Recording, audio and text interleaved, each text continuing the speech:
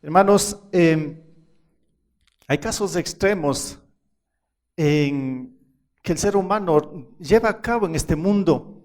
Casos extremos como alguien que de pronto está estudiando, un joven que está en el colegio, la universidad, y deja sus estudios. Para mí es algo extremo, rechazar, sobre todo cuando los papás le quieren apoyar y dicen, no quiero estudiar, y rechaza los estudios. Casos extremos que yo veo de rechazo también es cuando los hijos también, o adultos como sea, rechazan el consejo, el buen consejo de los padres o el consejo de Dios.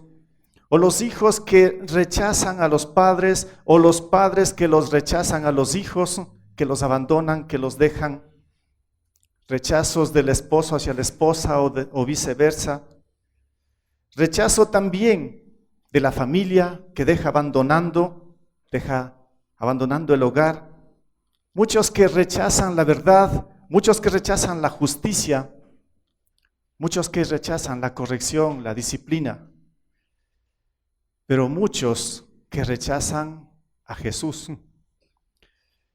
La Navidad es donde yo puedo observar, donde más se rechaza a Jesús. Quizás te va a decir, pero ¿cómo así? Si todo el mundo celebra la Navidad. Pero si nos acercamos un poco, acercamos la lupa, como diríamos, y vemos la verdad, lo que está sucediendo, pues yo diría, casi todo el mundo rechaza a Jesús. Te va a decir otra vez, no puede ser eso. Pero yo lo voy a mostrar, que la Biblia desde el inicio muestra esto.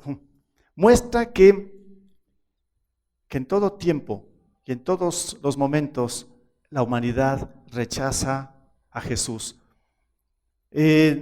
Cristian ya pues leyó ese texto de Lucas capítulo 2, y quisiera que ustedes lo abran sus Biblias nuevamente ahí. Solamente un versículo voy a topar de todo este pasaje de Lucas capítulo 1, Lucas 2 del 1 al 20, donde voy a mostrar a través de la palabra cómo Jesús es rechazado hoy y en todos los tiempos.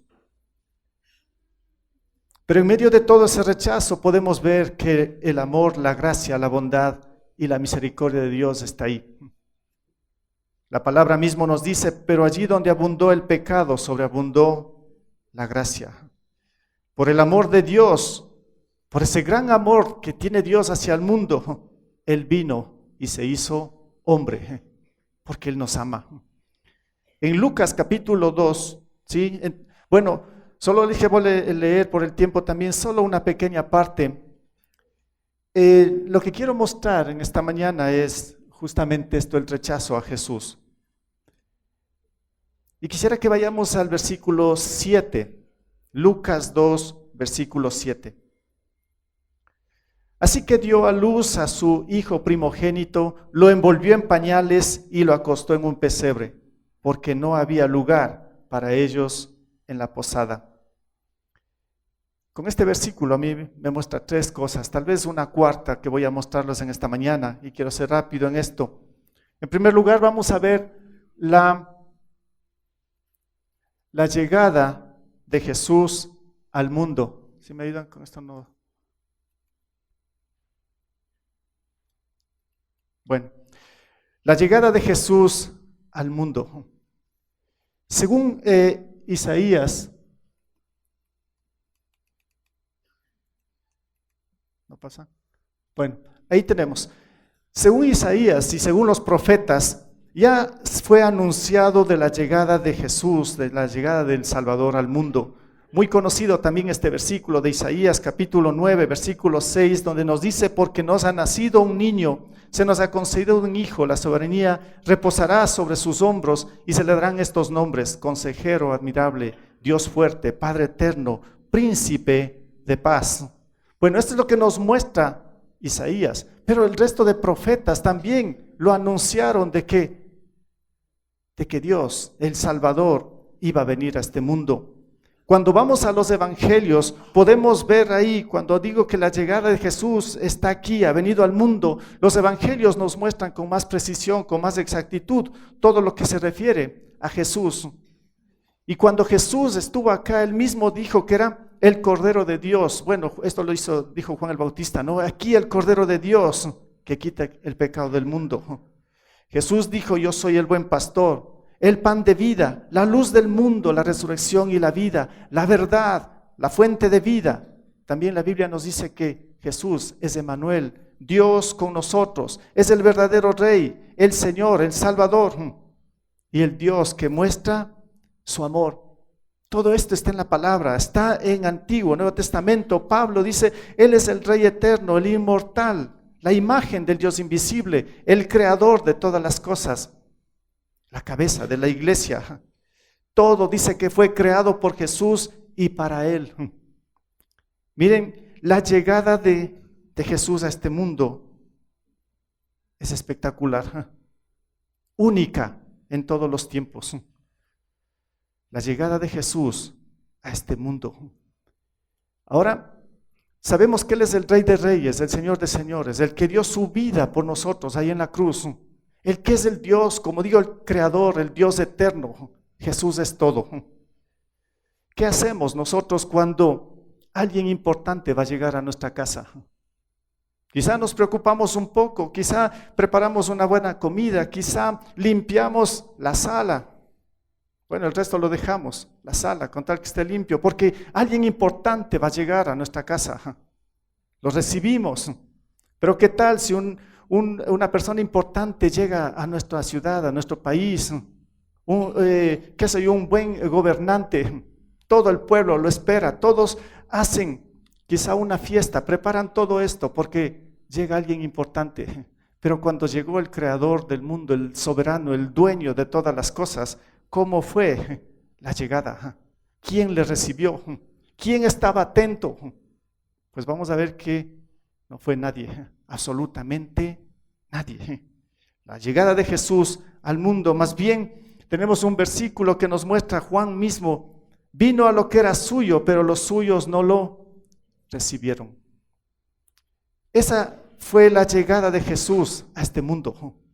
Como digo, el soberano, el Dios eterno, el Dios fuerte, el príncipe de paz, que dejaba su trono, que dejaba todo lo que era donde estaba Él, el cielo. Está dejando esto y viene a su creación, viene al mundo, pero los suyos no lo recibieron. Aquí es donde yo veo el rechazo de Jesús. Nadie, absolutamente nadie, cuando Jesús llegó, pues estuvo atento. Nadie. Más bien, el segundo punto aquí, vamos a ver el lugar de su llegada. El príncipe, el Rey de Reyes, llegaba a este mundo y Él llegó a un lugar.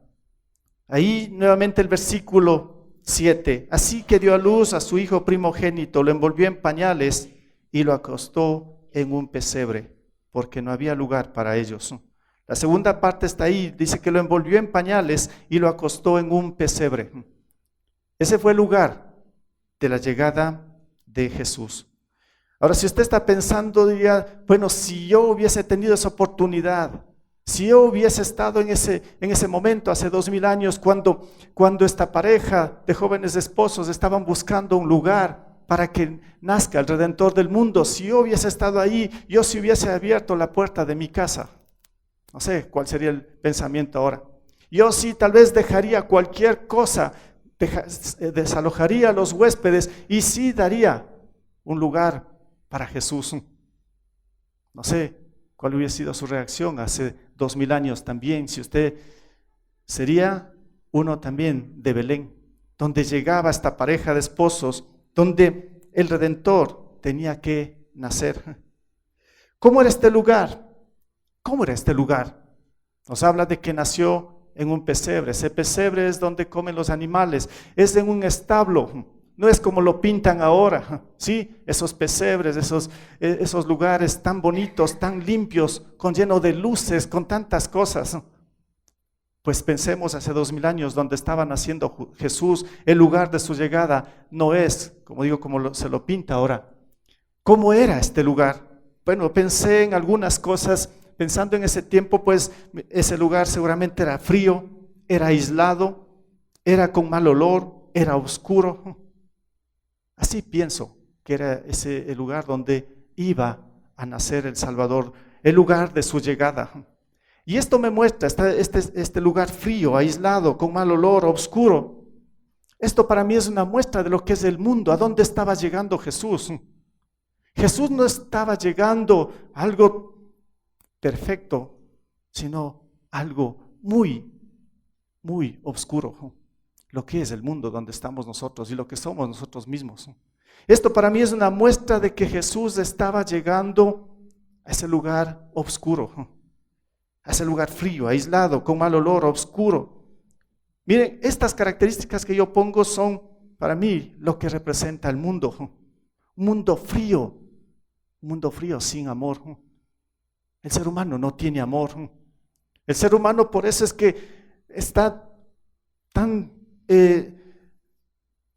diría, atrevido a matar a las personas, a dejar a sus hijos, abandonarlos, abortarlos.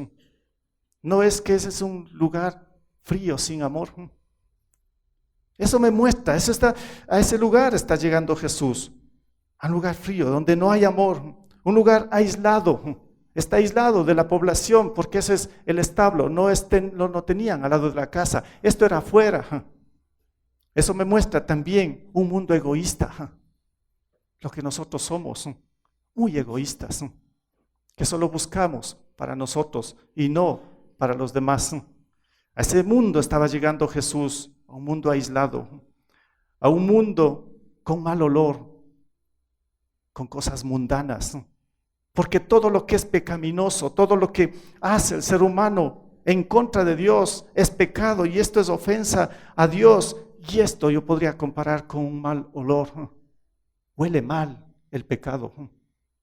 Y Jesús estaba llegando a este mundo de pecado, donde las cosas estaban sucias, pero en realidad Él estaba viendo nuestros corazones, el corazón de cada ser humano que está sucio, manchado por el pecado. Y Jesús llega a este lugar donde las cosas mundanas, las cosas que están en contra del Señor, están en todos los lados. Ahí Jesús estaba llegando y a un lugar oscuro. Ese pesebre, ese corral, ese establo no estaba iluminado ni siquiera con una antorcha, porque los animales no necesitan luz. Usted ha visto en los establos que los animales pues se los ponga luz. Pues era un lugar oscuro y ni siquiera había luz eléctrica, no había nada. ¿A quién le interesaba que tenga luz los animales? Ahí estaba Jesús naciendo, un lugar oscuro. Y esto es lo que nos muestra también la realidad de nuestro mundo, lleno de tinieblas, lleno de oscuridad. Jesús llega justamente ahí, en esa gran necesidad que el ser humano teníamos, porque todos estábamos en las tinieblas. Esto es la realidad de este mundo, la realidad de nuestra condición, que estamos en pecado, que estamos separados de la gloria de Dios, en las tinieblas, condenados por el pecado, y eso lo conocía muy bien el Señor.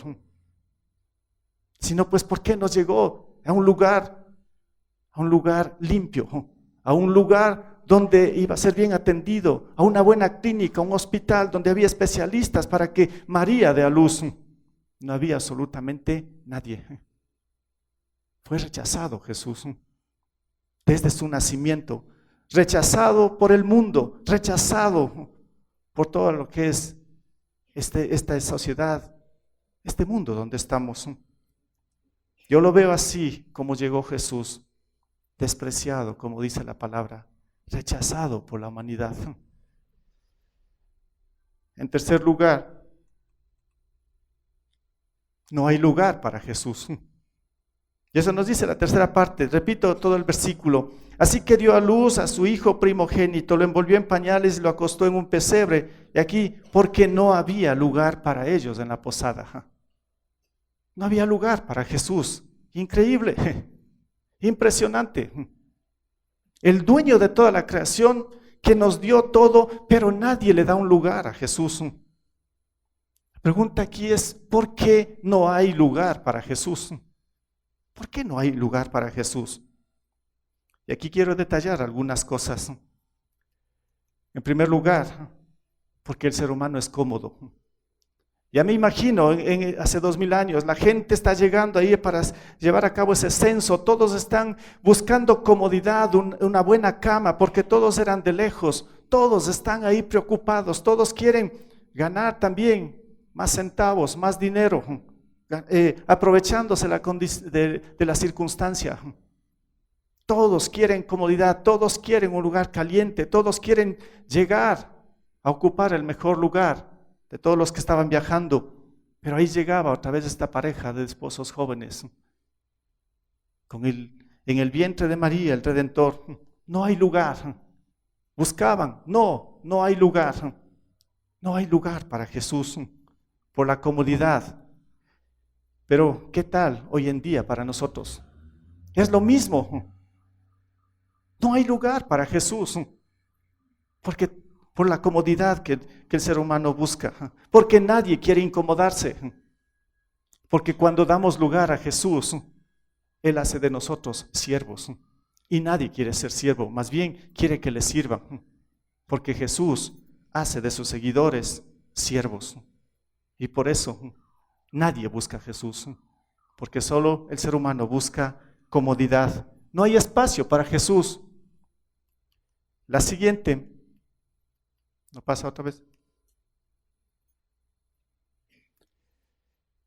Lo puesto ahí, no hay lugar a Jesús por diversión. La gente estaba quizá festejando, haciendo fiestas, ahí recibiendo a sus amigos, a sus familias. Y había mucha diversión seguramente esa noche, en todos los lugares.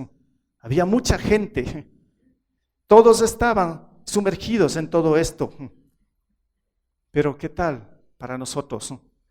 No hay lugar para Jesús, porque con Jesús ya no vamos a ya vamos a tener, entre comillas, a diversión, ya no vamos a frecuentar estos lugares o esto, lo otro. Lo que quiero decir son los placeres de este mundo, los vicios en los que el ser humano se sumerge. Y dice, no, pues si viene Jesús a mi corazón, no voy a poder divertirme de esta manera en el mundo. Entonces no damos lugar a Jesús, no hay lugar para Jesús.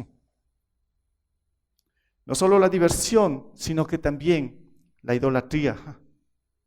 La idolatría para mí es un factor que da lugar a esto, a que permite que se cierre un espacio, un lugar para Jesús.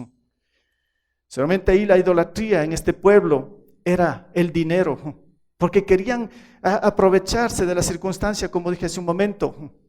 Pues la idolatría para atender más a su familia que a Jesús. No hay lugar para Jesús, porque otros ídolos están ocupando el corazón del ser humano, como es el trabajo, la familia, el dinero, los placeres. Eso es lo que llena el corazón, y entonces no hay lugar para Jesús. Es que si Jesús está conmigo, ¿y ahora qué va a pasar de esto y lo otro? Y empezamos a cerrar nuestro corazón a Jesús. No hay lugar para Jesús por la idolatría del ser humano. No hay lugar para Jesús por los afanes de este mundo. El mundo corre de un lado al otro. Afanes por aquí, afanes por allá. Hoy más que nunca en estas fechas es una locura. No sé por qué el ser humano corre tanto, afanado. Y no se da cuenta que después de esto va a quedar endeudado, tal vez para muchos meses, años. Y después las deudas son las que cierran al corazón de Jesús, porque no hay lugar para Jesús. Primero hay que pagar las deudas. Primero hay que pagar esto, lo otro. Y no hay tiempo para Jesús, ni un espacio en el corazón para Jesús. No hay lugar para Jesús, los afanes. No hay lugar para Jesús porque falta de perdón, por la falta de perdón. Porque los corazones están llenos de rencores, llenos de resentimientos, llenos de amarguras, llenos de odio, llenos de venganza. Y como el corazón está repleto de esto, entonces no hay lugar para Jesús. Ya no hay lugar para Jesús. O tal vez porque el pecado en verdad reina en el ser humano. Si el pecado está reinando, si el pecado está dominando al ser humano, entonces no hay lugar para Jesús. Y esto se puede ver muchas veces cuando alguien dice, no, vamos a la iglesia. No, no tengo tiempo. No hay lugar para Dios. Vamos al retiro, a los hombres, a las mujeres, como sea. Allá vamos a aprender más de Jesús. Allá vamos a tener un encuentro con Jesús. No, no tengo espacio para eso. Justamente ese fin de semana tengo que hacer esto. No hay lugar para Jesús. Vamos a la célula a aprender de Jesús. Aprendamos más de Jesús. Conozcámosle más a Jesús. No, es que llego muy tarde, estoy cansado. No hay lugar para Jesús. Entonces, vamos a orar, vamos a conversar con Jesús. No, es aburrido, es cansado. Es que muy temprano, muy tarde. No hay lugar para Jesús. Cuando se trata de orar, pues son contados las personas, ¿no?, que quieren conversar con Jesús. Porque los demás dicen, no hay espacio, no hay lugar para Jesús.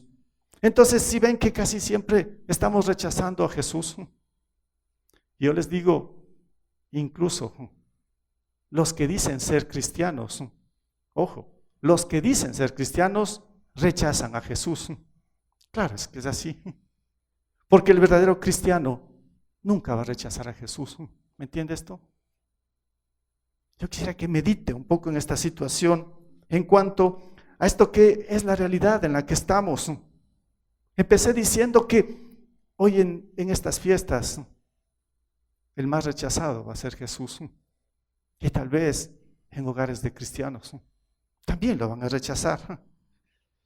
Porque va a suplir la diversión, la fiesta, el tiempo con las familias, que las vacaciones esto y lo otro, y aprovechando. Bueno, no hay espacio para Jesús.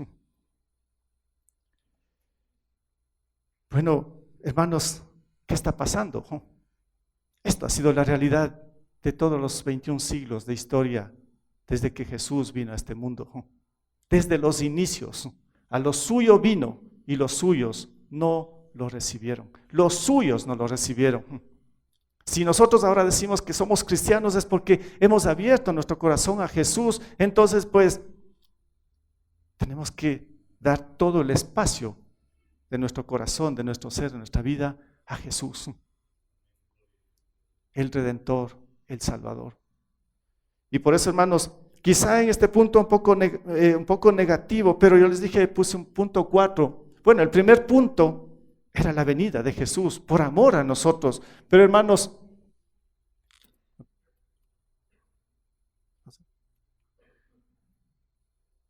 pero hay la gracia de Dios. Antes de leer este versículo, yo quiero ver un poco el contexto de Lucas capítulo 2. ¿Qué es lo que estaba pasando ahí? ¿Qué es lo que aconteció? Si podemos leerlo rápidamente, tal vez del 10 al 18. Usted está en Lucas 2. Algo interesante aconteció aquí y el Grupo Impacto ya nos presentó también una parte. Algo bien interesante acontece en estos versículos. Lucas capítulo 2.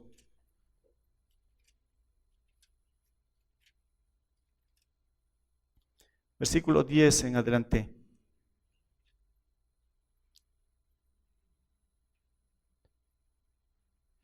Pero el ángel les dijo, no tengan miedo, miren que les traigo buenas noticias que serán motivo de mucha alegría para todo el pueblo. Hoy les ha nacido en la ciudad de David un Salvador, que es Cristo el Señor.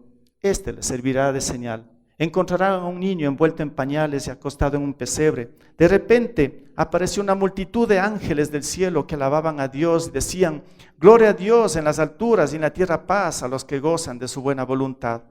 Cuando los ángeles se fueron al cielo, los pastores se dijeron unos a otros, vamos a Belén a ver esto que ha pasado y que el Señor nos ha dado a conocer. Así que fueron deprisa y encontraron a María y a José y al niño que estaba acostado en el pesebre. Cuando vieron al niño, contaron lo que había dicho habían dicho acerca de él, y cuantos lo oyeron se asombraron de lo que los pastores decían.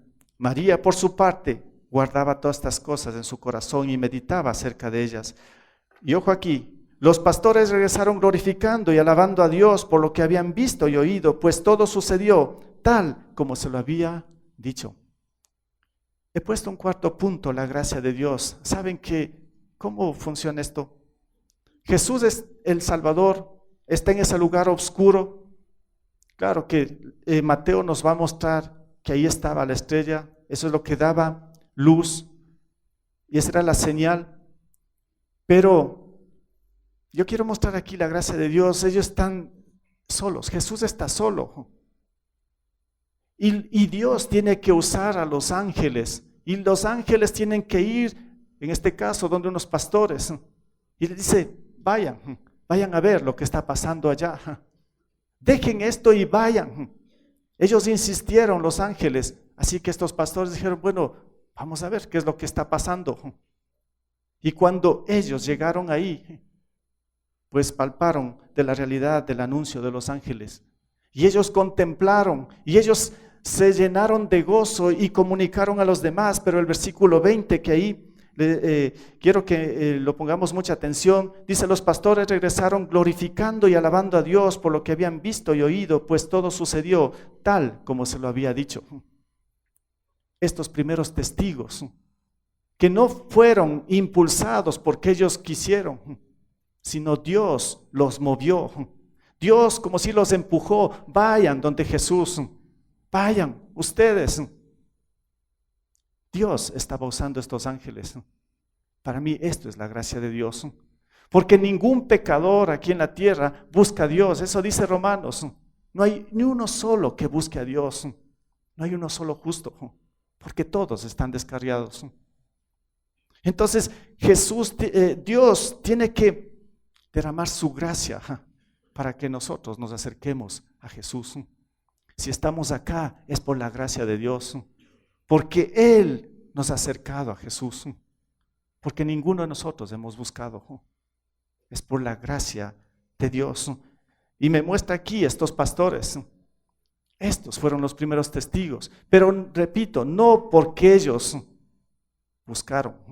Dios les mostró el camino. Dios les indicó y dijo: vayan donde Jesús. Hoy el Espíritu Santo que está en nosotros, que es Dios mismo, es el que nos impulsa, el que nos muestra y nos indica el camino verdadero que es Jesús. La gracia de Dios es esto. En este versículo yo puedo ver cómo estos pastores regresan glorificando y alabando a Jesús. Y por eso lo he puesto ahí, Romanos 5, 20 y 21. Dice: pero allí donde abundó el pecado, ahí donde Jesús está solo, donde el mundo está perdido. Dice: pero allí donde abundó el pecado, sobreabundó la gracia. ¿A fin de qué? Así como reinó el pecado en la muerte, reine también la gracia que nos trae justificación y vida eterna por medio de Jesucristo, nuestro Señor. Esto es la gracia de Dios. La gracia de Dios derramada por medio de Cristo. Porque donde abundó el pecado, sobreabundó la gracia. Quizá nosotros en este momento somos ya fruto de esa gracia de Dios. Porque nuestro ser, nuestra vida estaba sumergida en esa oscuridad, en ese lugar frío, en ese lugar aislado, en ese lugar de tinieblas. Pero Jesús, que es la luz, que llegaba a este mundo, nos ha iluminado y nos ha mostrado el verdadero camino. Por eso Jesús dijo: yo soy el camino, la verdad y la vida. Y Hechos nos va a mostrar lo siguiente. Otra vez no pasa, no sé qué está. Bueno, Hechos, capítulo 4, versos 11 y 12. Miren, cuando hablamos de que Jesús es rechazado, dice: Jesucristo es la piedra que desecharon ustedes los constructores y que ha llegado a ser la piedra angular. De hecho, en ninguno hay salvación, porque no hay bajo el cielo otro hombre dado a los hombres mediante el cual podemos ser salvos. Pero ¿qué es lo que hace el mundo otra vez? A la piedra, que es muy importante, la piedra angular, el mundo la rechaza. El mundo la rechaza. Jesucristo dice que es la piedra que desecharon ustedes los constructores, pero que ha llegado a ser la piedra angular. De hecho, en ninguno hay otra salvación, porque no hay bajo en el cielo otro nombre dado a los hombres mediante el cual podemos ser salvos. ¿Qué tenemos que hacer? ¿Qué tenemos que hacer? Pues no rechazar a Jesús. No rechazar a Jesús. Y no nos engañemos en este punto, porque podemos estar pensando que Jesús está con nosotros y de pronto, pues, cuando el Señor nos prueba, de pronto podemos ser personas que desechamos a Jesús, porque todavía los afanes de este mundo, quizá todavía el pecado, los placeres, lo que sea, todavía están en nuestro ser y todavía nos atrae, somos más atraídos por eso que por el mismo Señor Jesús, que por la misma gracia de Jesús. No rechace a Jesús, dé un espacio, y no solo un pequeño espacio, que sea completo, todo su corazón para Jesús. Sepa que Jesús le ama y que vino a salvarle de su condena, a salvarle del pecado. Jesús es el Salvador del mundo. ¿Por qué rechazarle a lo más importante?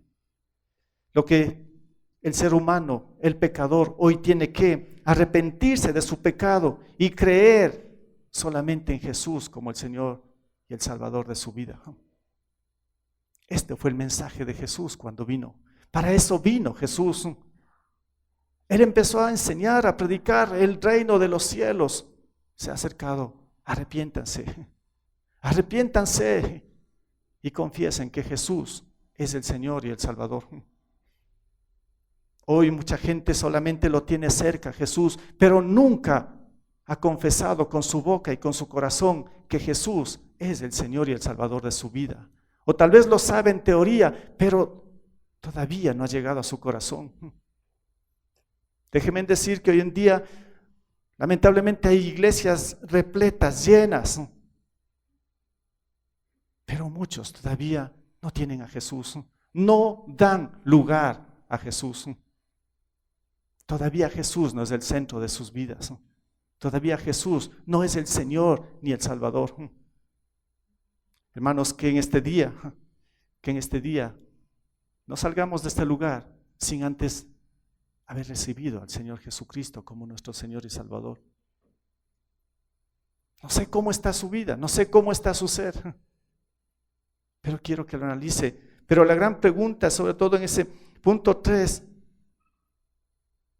¿hay lugar en su corazón para Jesús? Hagamos un lugar. Hagamos un lugar. Y no un lugar pequeño, que sea un lugar espacioso en nuestro ser. Ojalá completo, todo nuestro corazón que esté abierto para Jesús. No seamos uno más de los que hoy, siglo XXI, seguimos rechazando a Jesús. No seamos todavía uno de los que estamos diciendo no hay lugar para Jesús. Que marquemos la diferencia, que en verdad seamos personas tocadas por la gracia de Dios. Por eso, hermanos, la Navidad es la llegada del Salvador al mundo. Jesús, que es el único Salvador que el ser humano necesita, debe ser aceptado en el corazón para ser bendecido con vida eterna. No rechace a Jesús. No se engañe por las artimañas del enemigo también, quizás haciéndole creer que Jesús está con usted cuando todavía de pronto está muy lejos. Porque déjenme decirle, no es suficiente solamente con asistir a un templo para decir tengo a Jesús. No es suficiente solamente con leer la Escritura para decir tengo a Jesús. No es suficiente solamente con servir en un ministerio para decir tengo a Jesús. No es suficiente solamente con tener comunión con cristianos para decir que tengo a Jesús. Lo único que tenemos que hacer es arrepentirnos y abrir nuestro corazón y creer que Jesús vino a salvarme, que Jesús vino a rescatarme, que Jesús vino a darme vida eterna. Esto es lo que pide el Señor. Esta es la Navidad, la llegada del Salvador al mundo.